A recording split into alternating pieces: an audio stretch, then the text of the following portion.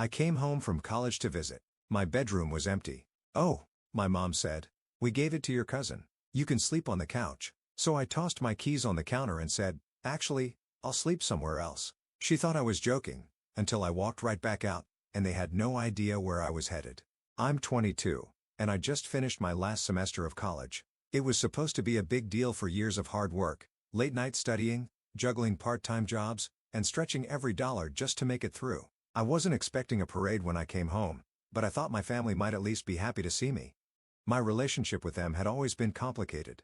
They never really understood why I wanted to go to college in the first place. To them, it was a waste of time and money. My mom especially didn't get it. She used to make little comments like, "I don't know why you're working yourself so hard when you could just get a decent job here. Or you're not one of those stuck-up career types now, are you?" Still, when she called and invited me home for the weekend, sounding genuinely excited, I thought, just for a second, that maybe things were different now. That maybe, after 4 years, they'd finally started to respect the choices I made for myself. The drive home was long but familiar. 3.5 hours of highways, back roads, and old songs I used to love. I found myself thinking about my room. The one thing in that house that had always been mine. The thought of sinking into my old bed, staring up at the glow-in-the-dark stars I stuck on the ceiling when I was 10, gave me a weird sense of comfort. But the second I stepped inside, something felt off. It wasn't anything obvious at first, just a weird feeling. The air in the house felt different, like it didn't quite belong to me anymore. I glanced around and noticed little things I didn't recognize. A pair of men's shoes by the door, bigger than my dad's. A hoodie draped over the back of the couch that I'd never seen before. Then my mom appeared from the kitchen, wiping her hands on a dish towel. "There's my college girl," she chirped. Her smile was too wide, too practiced, like she was trying too hard to act normal. I gave her a small smile, still adjusting to the feeling that something was off. "Hey, Mom." She pulled me into a quick hug before stepping back and clapping her hands together. "We've made some changes," she announced, like this was some kind of game show reveal. I barely had time to process that before she turned and started walking down the hall, expecting me to follow. I hesitated. "Changes? Oh, nothing major," she said over her shoulder. "Just some rearranging. You'll see." Something uneasy twisted in my gut as I stepped into the hallway. It looked the same. Same worn-out carpet, same family pictures on the wall. But as I got closer to my bedroom door, I noticed something that made my stomach drop. The door was open, and my room wasn't my room anymore. The walls were a different color. The deep blue I had carefully picked out as a teenager was now an impersonal beige. The posters I taped up, the bookshelf filled with novels I collected since middle school, the old stuff there I kept on my bed, they were gone. Everything was gone. Instead, there was a different bed. A bigger one. A different desk pushed up against the far wall. A duffel bag sat open on the floor, clothes spilling out. A pair of sneakers, huge sneakers, were kicked off near the closet. It took a second for my brain to catch up with what I was looking at. Someone else was living in my room. I turned slowly, my mouth dry. "What is this?" My mom was standing in the doorway watching me carefully. "Oh," she said with a little laugh, waving a hand like this was no big deal. "We gave your room to Zach." Zach, my cousin, the one I barely saw growing up, the one who bounced from one job to another, always making excuses for why life wasn't fair to him. The one my mom had always insisted we had to be patient with because he's just going through a rough patch. I stared at her waiting for some kind of punchline, some kind of just kidding, but she just kept smiling like this was normal. I let out a breath, forcing my voice to stay calm. "You gave my room to Zach?" She nodded. "Well, honey, you don't live here anymore." It didn't make sense to keep the room empty. I felt a strange heavy pressure in my chest, like something was sinking inside me. She kept going, like this was the most reasonable thing in the world. "You know how hard things have been for him. He just needed a place to stay, and we thought, well, since you're off at school." I barely heard the rest of what she said. My ears were ringing for years. For years of struggling, pushing myself, doing everything on my own. And the second I was out of the house, they erased me. Like I had never lived here at all. She must have noticed the look on my face because she quickly added, "You can sleep on the couch. It's only for a little while. I knew you wouldn't mind." That was it. That was the moment something in me just snapped. I took a slow step back, gripping my keys. "Actually," I said, voice steady, "I'll sleep somewhere else." Her smile faltered. "What?" "Don't be ridiculous." But I didn't answer. I turned, walked right back down the hall, grabbed my bag, and headed for the front door. I could hear her calling after me, something about not making a scene, but I didn't stop. I didn't even look back.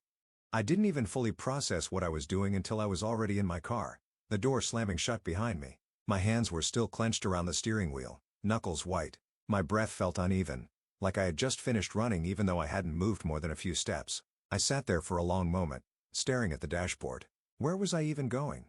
I hadn't planned for this. In my head, I had pictured coming home, sleeping in my bed, maybe even getting some kind of lukewarm acknowledgement from my family that they were, I don't know, proud of me, that they had missed me. Instead, they had wiped me out of the house like I was never there, like I was some temporary guest rather than their daughter. I glanced back toward the house. The lights from the front porch cast a dim glow across the yard.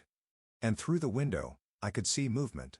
My mom still standing near the front door, probably waiting for me to cool off and come back inside, like I was being dramatic, like this was normal. I turned the key in the ignition and backed out of the driveway. I had no idea where I was going. The streets were quiet, just the occasional street lamp flickering as I passed. I kept driving half on autopilot, letting my mind race through the events of the last 15 minutes. They had given my room to Zach. Zach, who had never held a steady job for more than a few months. Zach, who had spent most of his adult life couch hopping because he couldn't manage to keep his life together. And yet, he was the one they made space for, not me. I tightened my grip on the wheel, my jaw clenching. It wasn't even just about the room. It was the principle of it. The way my mom had acted like this was no big deal. Like it was just common sense to give away the only space I had ever truly called my own. I checked my phone, half considering calling a friend, but it was late. Most of the people I was still close with from high school had either moved away or were wrapped up in their own lives. The few college friends I had lived hours away. I could get a motel, but the thought of spending money just because my own family had kicked me out of my space made my stomach turn. Then, almost without thinking, I found myself turning onto a familiar street, Ezra's house. I hadn't talked to him much in the past few months. We had been close all through high school, the kind of friendship that felt like it would last forever. But college happened, and life got in the way. We had kept in touch here and there, occasional texts, a few video calls when we had the time, but I hadn't seen him in person in over a year. Still, when I pulled up outside his house, I felt an odd sense of relief. His car was in the driveway, which meant he was home. I hesitated for a moment before stepping out and walking up to the front door. The porch light was on, casting a dim glow across the worn-out welcome mat. I knocked, then took a step back, suddenly unsure if this was a good idea. A few seconds passed. Then the door creaked open.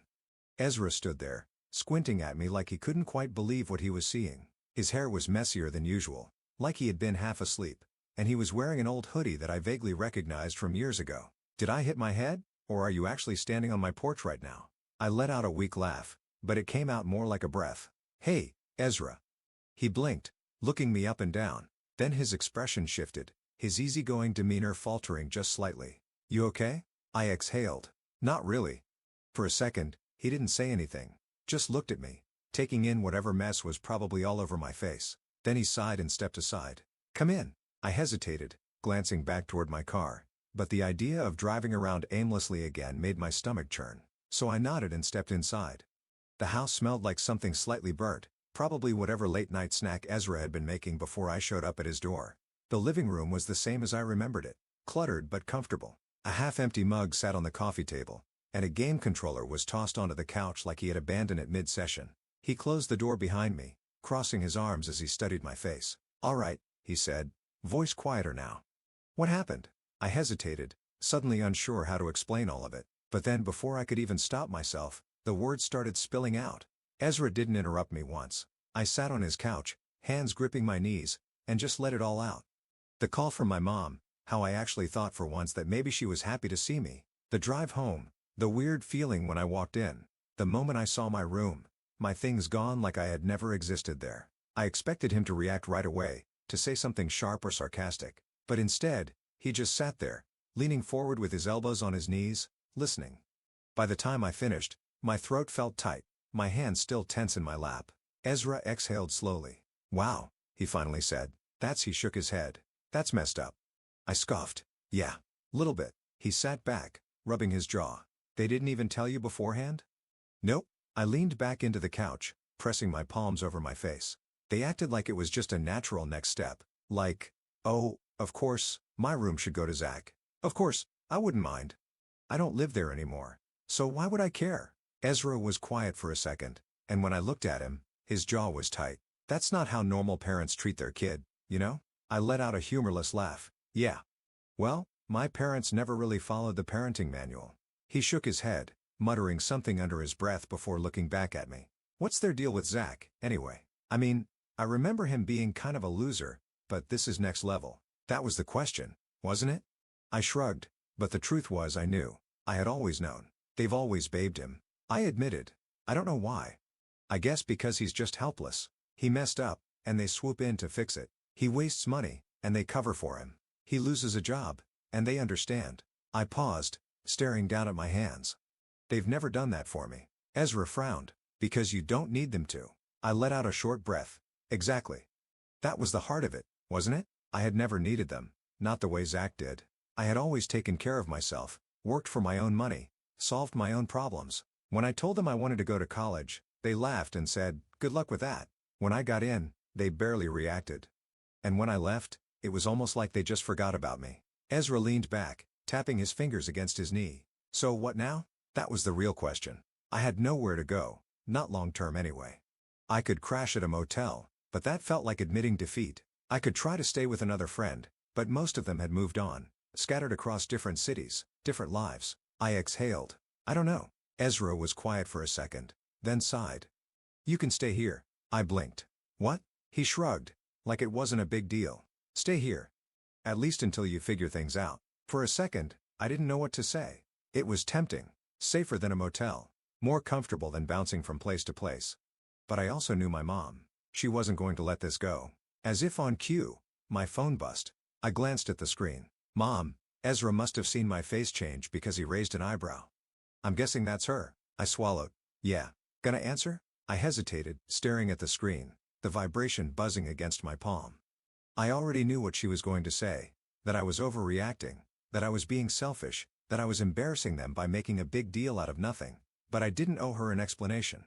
I silenced the call and set the phone face down on the table. Ezra smirked. "Nice." I let out a slow breath. She's not done, though. And I was right, because 20 minutes later, the calls started coming in waves. First, my mom, then my dad, then of all people, Zach. I ignored them all. I wasn't surprised when I heard the knock on the door the next morning. I was sitting at Ezra's kitchen table, sipping a cup of coffee and scrolling through my phone, fully expecting this. Ezra was still half asleep, sitting across from me in the hoodie he'd thrown on last night, eyes barely open as he poked at a bowl of cereal. The knock came again. Ezra raised an eyebrow at them. I sighed, setting my coffee down.